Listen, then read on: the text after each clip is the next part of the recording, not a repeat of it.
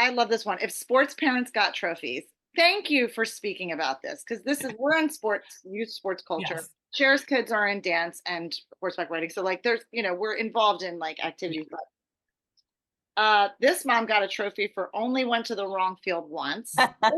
This mom gets shuttled stinky children all over the region, 2026 season. This mom gets washed the dirty uniform at 10 p.m. despite really not wanting to get up off of the couch. This is real. And good for her night before. And then this dad got everyone where they needed to be somehow. And this dad provided hugs after tough losses. I love that. This mom ran a full service restaurant out of her car. Just so gross, the French fries that are in the crevice. I can't. And like years later, that are in the crevice of the seats. I'm like, this is gross. This dad found the lost cleat, and this mom remembered it was my turn to bring the snacks. This dad did not yell at any other parents. I'd like to meet this gentleman. All sports parents deserve trophies. Go team, go. Yeah. So that was a collaboration I actually did with Skylight, the calendar, which I am a big fan of. But it was a paid sponsorship.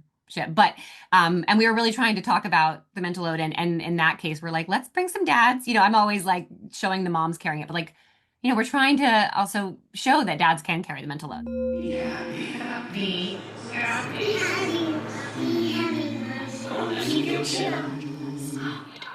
Welcome back, Mama fans. We are so excited to present to you part one with Mary Catherine Starr, graphic designer, yoga teacher, author, illustrator, and creator of the wildly popular Mom Life comics. Through her honest, humorous, and deeply relatable comics, Mary Catherine has built a community where mothers feel seen, heard, understood, and a little less alone. Mary Catherine's creative journey has taken her from Atlanta to New York City to Washington, D.C., and eventually Cape Cod, where she and her husband are raising their 2 children. Along the way, she traded corporate marketing for a life rooted in creativity, teaching yoga, launching businesses, creating greeting cards, blogging, podcasting, and eventually discovering an unexpected passion for comic storytelling. What began as a way to process the overwhelming realities of motherhood grew into Mom Life Comics, an online community that resonates with thousands of parents navigating the invisible work of parenthood. Her first comic memoir, Mama Needs a Minute, was released in 2025. In part one of this conversation, Mary Catherine shares the surprising story of how Mom Life Comics began, why authentic storytelling resonates so deeply with mothers, and how creativity became both a personal outlet and a powerful form of advocacy. Together, we explore the mental load of parenting, the realities that no parenting book prepares you for, and why honest conversations around motherhood matter more than ever. Mary Catherine's illustrations are so creative, so spot on motherhood, and she was just an absolute joy to have on the pod. Let's dive in with Mary Catherine. I'm so blown away by what you're doing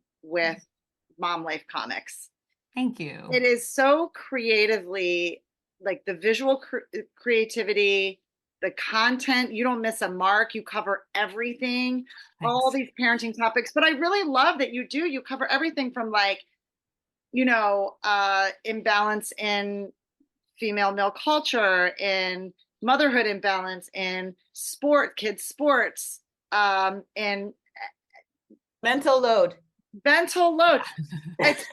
You cover everything. So your page, when we're looking through it, I find is so various, such variety of topic. And well, I never run out of, there's so much inspiration out there, sadly. Yeah. It's like, it's coming at us from every direction. So there's a lot, I feel like there's always so much to cover, and I'm never at a loss for what to talk about. It's like there's too much. There is too much. Like, do you sometimes feel like, where do we even begin?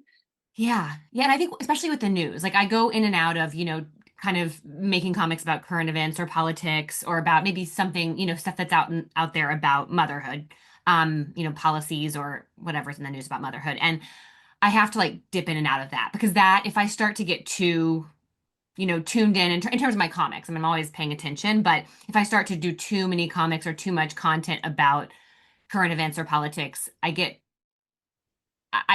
really stressed. It's like I can't stay on top of it. It feels like it's just like a fire hose. And so that is something that I feel like I I dip my toe in and out of. And if something feels like, if I have a really good idea about something, or if it feels like something I just can't ignore, I might jump in and make a comic or, do Yeah. something about that. But, my through line is always motherhood and the mental load. And then here and there, I say like, okay, I've got to talk about this current event. But that's where it does feel overwhelming when I start to get too involved in making content about what's happening politically in the world. Yeah, I mean, because there's just like so much bad news. Yeah. Yeah. Like, And frankly, like women are being, we're being attacked from every angle, and especially, mothers. And so that's when it starts to get really overwhelming, and when I try too hard to talk about that stuff, because it's so emotional in a different way. It's easier for me to talk about early motherhood right now that I've gotten a little distance. My kids are 9 and 6. So I can talk about that, with a little distance, but with current events and with politics, like we don't get any distance ever. There's never a time to look back and say, oh, well, now I'm going to comment on this now that I have a little perspective, because it just keeps coming. So it feels hard. It feels hard for me. And I'm always really inspired by people who are making art constantly about what's coming out of the news, because I just don't know how they have the bandwidth to do that all the time. to do that. Yeah. Well, can you tell us how you got started doing this? Like, what is your background and how did you start creating these comics that are just influenced so many of us that come across them? Thanks. Well, yeah, I mean, it was definitely like an accident that I started making comics. I mean, I was an art major, I've always been considered myself an artist in different ways, and I'm a graphic designer, and that's what I've been doing for, I've had my own graphic design business for the past like 10 years. So I've been doing that a long time. And I also was like, an old school blogger back in the day. So writing, not drawing, but I did blogs, and I had a blog, and I shared a lot of my art on my blog, and I also talked at that time about just life. I wasn't a mom at that point, but so I think, I mentioned those things because I think people who were blogging got really used to sharing their lives online and sharing like the challenges of daily life. And at that time, I was talking a lot about, anxiety and being a person who, had dealt with body image issues. And so I got really comfortable just like talking about the stuff that was hard through blogging. So I think that, where I've ended up, that plays a big part in that. But actually, it was just, I still had my blog as I was a new mom and my first few years of my kids' lives. And I got, I have it right here. I got I got this little drawing tablet. And I actually got it because I had like an Apple gift card and I didn't know what to buy with it. And I was doing graphic design. So I was like, well, maybe I'll get this little, tablet that I can draw on with this pen that it comes with. And I may use that sometimes in like logo design or something.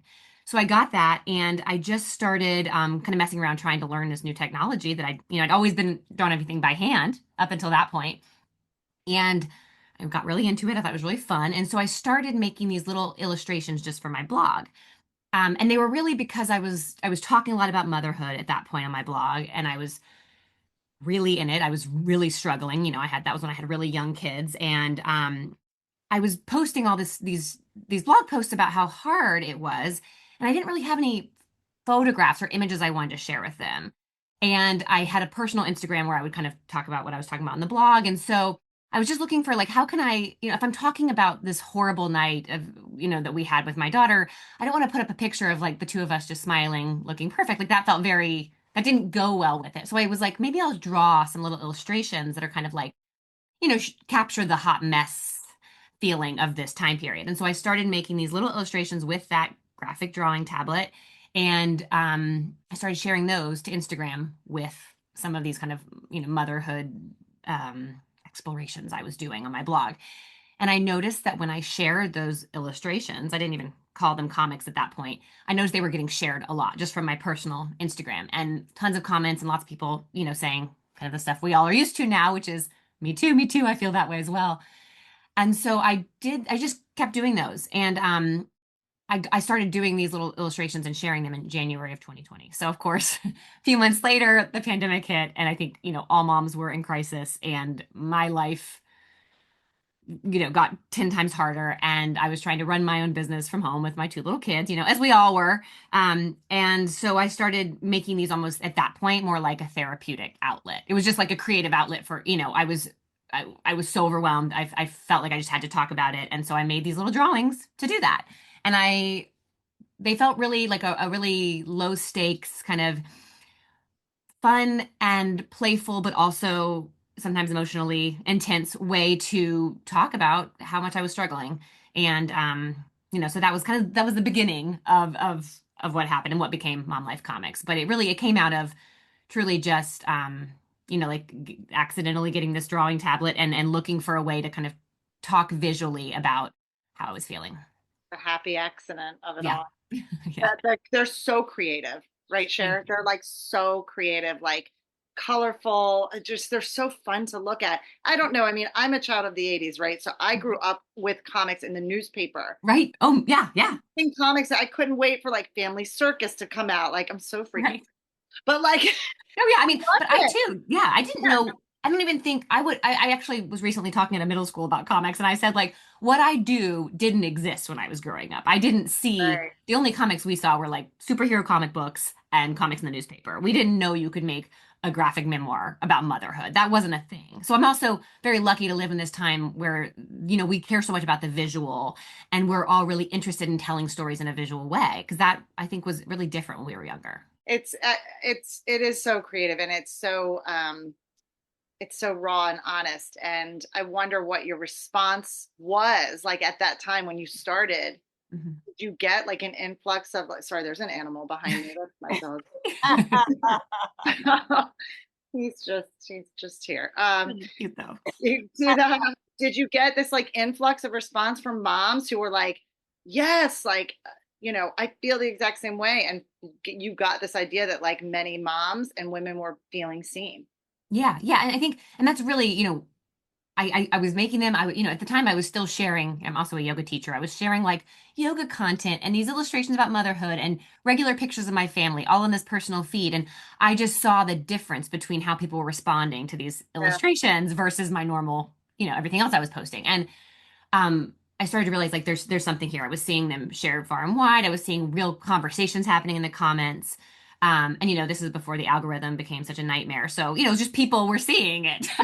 And Yeah. I was like, 2,000, yoga students and people who were following my little blog. It was not a big following, but it was enough to get these conversations going. And so after about, I think it was like I guess it was almost a year. I was like, I'm gonna make a separate feed for this. I just feel like it needs to live on its own because it felt like I had just these my Instagram feed was really confusing at that point. It was like yoga and mom comics, and so I just said I'm gonna give it its own home, and that way people who are looking for this kind of content can find it. And so that's when I made Mom Life Comics, and it was actually July 2021, so over a year after I started making them. And then it really took off, I think, because it was this place where people could come and have the same kind of conversations in lots of different ways and lots of different posts. And yeah, so that was the birth of Mom Life Comics. But it wasn't like it was an overnight success. I mean, it grew quickly, but it wasn't until I had a comic that went, viral, that things really changed for me and kind of led me to where I am now. Motherhood can feel hard because all of a sudden you're doing things that I didn't know that this was a part of it. And where is there support for this? Like, who do I Yeah. call about this when my milk supply dries up? And I think that's what I think we're now 6 years out and from when I started Mom Life Comics, but um, I think we were kind of having this awakening, kind of like our generation, the millennial parents who are all coming up, like we were all having this awakening that I think, women have been having for decades, but we were all coming to this place of saying, like, wait a minute, Yeah, this isn't what we thought it would be. right. And why is that? And so we had to kind of go through those same conversations that I think feminists and women have been going through for a long time. But I think it was heightened, for so many of us for a lot of reasons, many of them structurally and societally and culturally. We've had these shifts where so many more women are working outside the home, and yet nothing has changed, in 40 years, on the other side, in terms of like having any sort of structural support for daycare and childcare. And, women are still making way less than men and still expected to do way more in the home, and so I think right around the pandemic, this all kind of came to a head for so many of us, and we all started having these conversations out in the open a lot more. And I think social media, in Mhm. both good and bad ways, really brought that conversation to light and gave us all a place to have it that we'd never been able to have it before, like out in the open. So I'm really thankful for that. And I think it's been really great to be able to talk about it. But I also think it's been really frustrating because we're we're all learning that we're talking about the same things that women have been talking about for a really long time. And Yeah. it's like, how has it still not changed? For me, in my own experience and what I, ended up writing a book about was that I started my parenting journey or my marriage in a very egalitarian relationship. My husband and I was very proud of the fact that we split everything evenly, that we both did the dishes together, that we each did our own laundry, that we would go grocery shopping, together every Sunday. And it felt like, it didn't feel at all like we were in this traditional hetero normative relationship where the man does this and the woman does this. We were so even.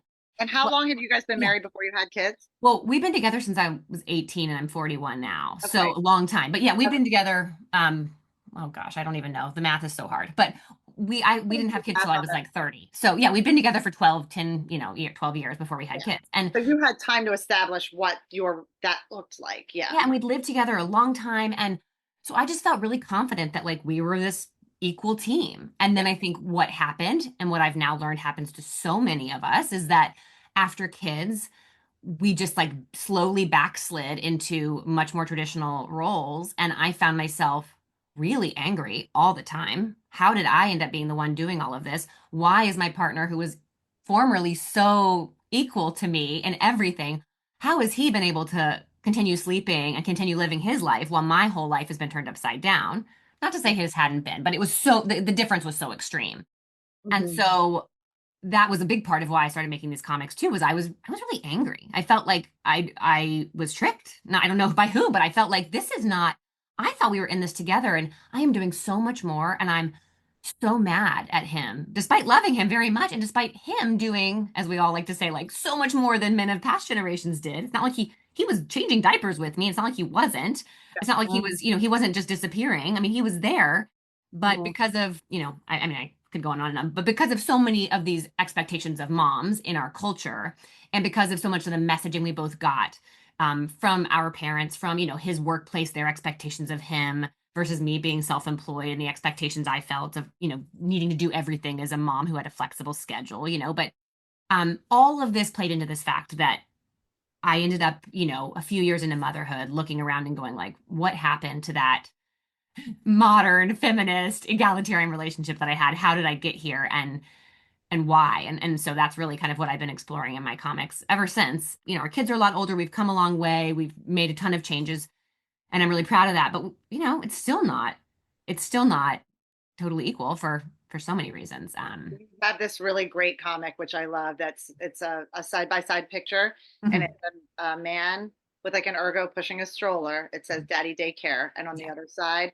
a mom pushing a stroller with a kid in an ergo, and it says "Mom Life." That was the comic that went viral. Well, not that one, but I did a series of these double standards, and it shows a Yeah. mom and a dad doing the exact same thing. Mhm.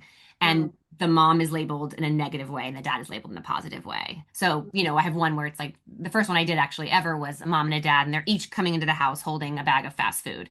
And above the mom, it says lazy mom, and above the dad, it says fun dad, right? So, like, dad's bringing home fast food, and it's like, woohoo. And mom brings it home, and it's like, oh my God, she's so lazy tonight. That was really kind of that's what went viral, and what I still feel like, people find me through a lot is this idea of these double standards. Yeah, you call it comics. What's brilliant about this is the irony of it all. Irony is funny. Just like, wow, isn't that ironic?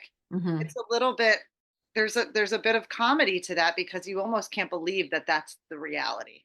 Yeah. And I think people look a lot of times at, I do a lot of these comics where I'm kind of flipping, they're flipping what they're saying, flipping the script. And, I love it when even women and moms look at this and say like, oh my gosh, this made me like, I had to stop and think because it felt so backwards to me. But they, when you have these awakenings of realizing what kind of just the messaging that we're living with that we don't even realize we're internalizing and how much that affects us as moms and as people. And I think, the idea of like, mom guilt that so many of us feel guilty no matter what choices we make. We think they're all wrong. All of that is so one-sided. Dads and most men don't really struggle with that. And I think we just don't even realize it because it's just such a constant kind of noise in our minds. And it's this thing we're living with that our male counterparts usually are not or have on a much lesser degree. Creative Mamas Unplugged is produced by Breatheasy Productions with music by Jeremy Jurin. If you enjoyed this episode, please don't forget to give my mama 5 stars and keep coming back. Thanks to us kids, there are plenty of stories to tell, and you are not alone. We are inspired by you. Thank you for joining our Creative Mamas community. Support Creative Mamas Unplugged on Patreon to get your name in the credits, receive extra content, and earn some fun prizes. With this, we can keep creating, uplifting, and growing this incredible community together. We love you so much. Applause. Can you see this? Can you see what? You know I'm in the middle of a pod, right? You know I'm in the middle of recording. You see that?